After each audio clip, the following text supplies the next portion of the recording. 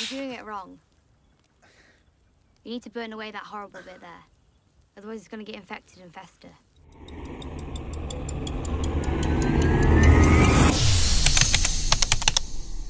The 6-year-old boy inside Sandor Clegane never left the fire. The man sitting in the Riverlands, wounded, furious, alone, has spent 30 years building his entire self around one lesson: the people closest to you are the ones most capable of destroying you. Every sword drawn, every person he has ever pushed away with cruelty or silence, it all traces back to one fire. One brother, one father who chose the family name over his son's face. To calculate the atmospheric pressure of this roadside camp in the Riverlands, we must understand what each of these two people is carrying before a single word is spoken. Sandor Clegane is wounded, from biter's bite, and in every other way a man can be wounded long before that. He is traveling with a child he chose not to protect officially, and cannot stop protecting in practice, toward a destination that keeps moving, for a reward that keeps shrinking. Arya Stark has lost everything. Her father, her mother, her brothers, her home. The only person left in her world is a man who has spent weeks insisting he feels nothing for her. She is not fooled. Neither of them is. What sits between them in this scene is not a wound being treated. It is a negotiation between two people who have never once been safe about whether safety, even briefly, is something either of them can afford to accept. I know you don't like fire, but if you don't do it right... No fire. Sandor does not say it once. He says it twice, and the second time it comes out quieter than the first, which means it is not escalating anger. It is older pain. When someone repeats a refusal without raising their voice, the rational mind has already lost the argument. Something formed decades before this conversation has taken over, and the word coming out is not a decision. The 6-year-old on the floor of the Clegane Keep is the one refusing. The man on the rock can barely be heard underneath him. Somatic anchoring.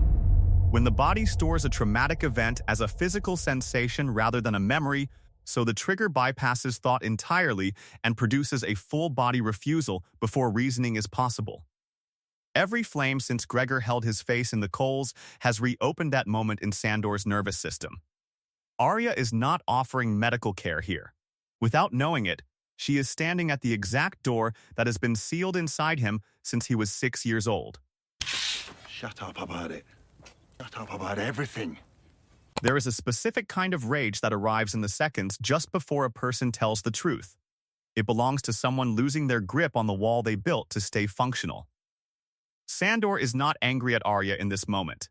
She has not done anything except be present, and for a man whose entire identity runs on not needing anyone, genuine care is more destabilizing than any blade. The cruelty and shut up about everything is aimed at the version of himself that is about to speak, not at the girl across from him. Thanks to you, I'm a walking bag of silver anywhere the Lannisters hold sway. Just everywhere between where we are now and where we're going. Watch what happens immediately after he tells her to be quiet. He starts talking. What he produces is logistical, bounties, Lannister territory, the practical stupidity of his situation. But the intensity behind it has nothing to do with the content. Men who are only angry about money do not sound like this. The logistics exist to fill the silence he just created before something real can climb out of it. Displacement aggression.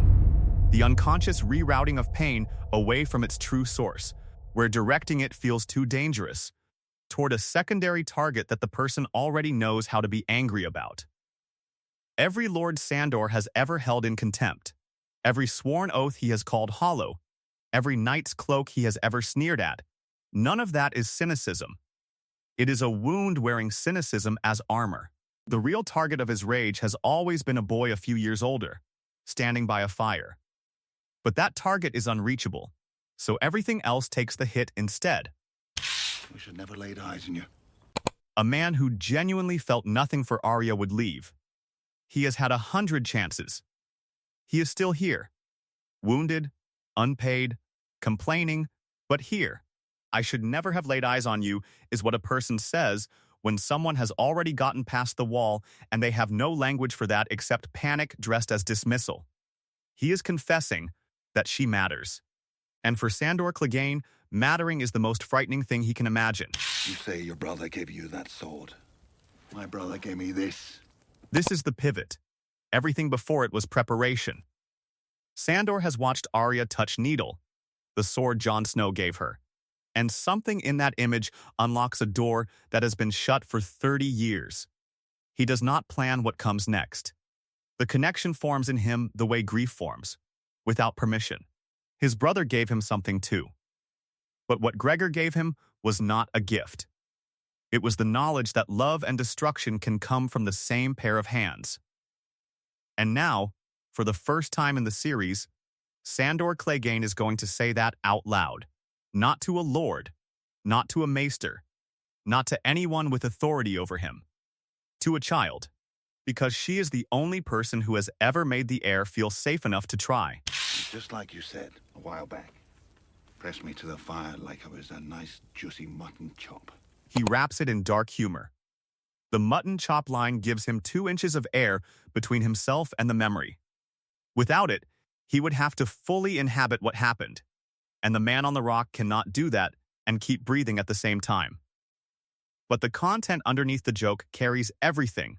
A child was held to a fire by his older brother until his face permanently changed. The humor is the only vehicle he has that can carry that sentence without stopping entirely.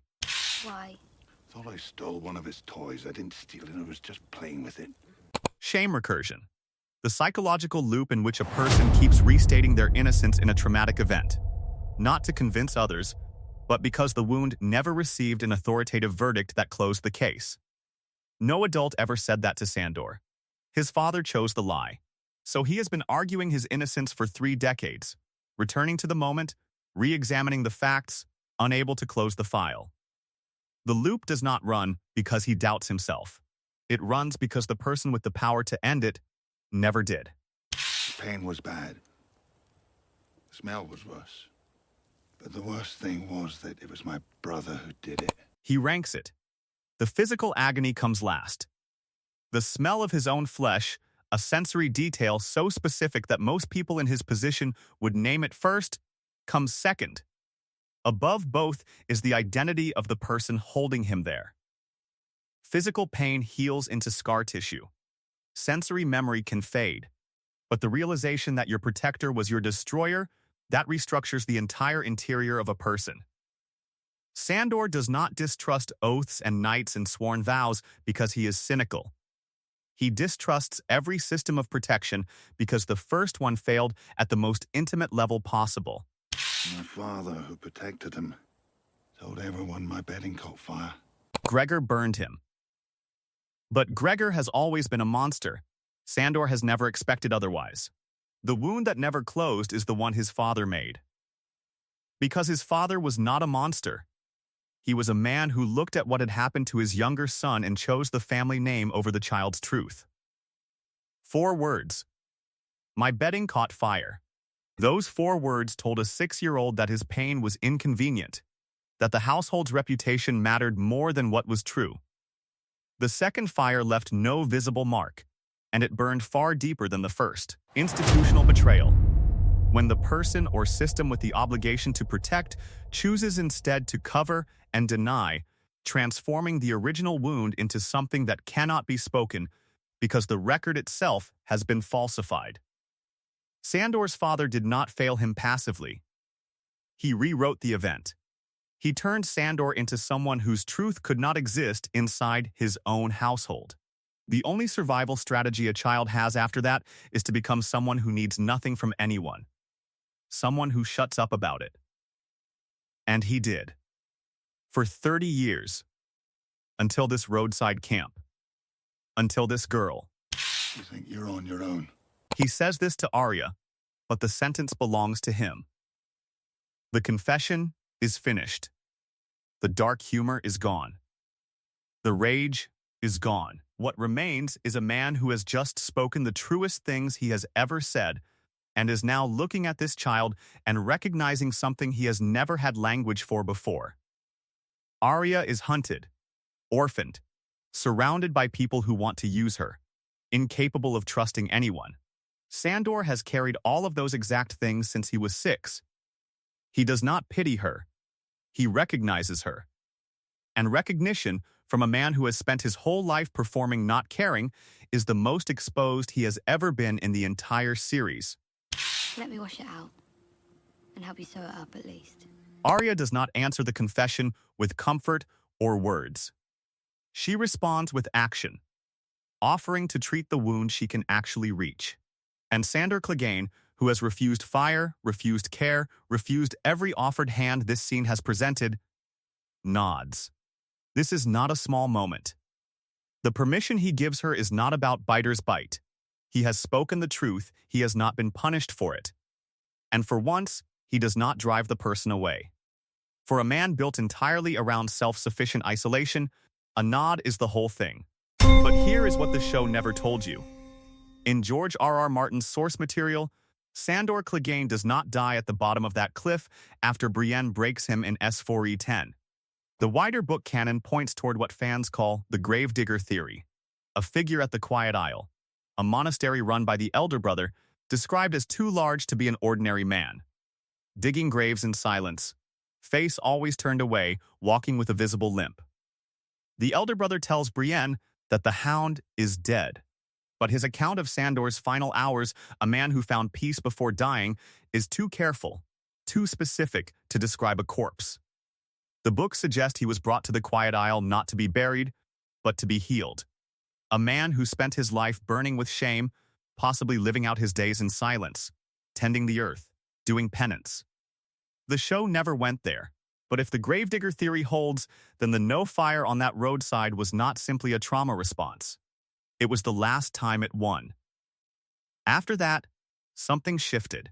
The architecture of what Sandor carries has a precise modern equivalent.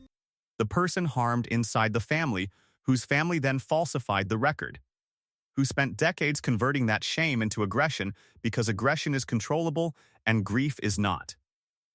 The moment when Arya offers to treat the wound and he nods without speaking, that moment looks like this in the real world. Someone who has always said I'm fine does not say it. Not a breakthrough, not a speech. Just the absence of the armor for 3 seconds. For people who have been protecting a wound for 30 years, that is where the whole thing begins. Was Sandor Clegane protecting Arya, or did Arya become the first person he stopped protecting himself from? Drop your thoughts in the comments below. I'll see you in the next.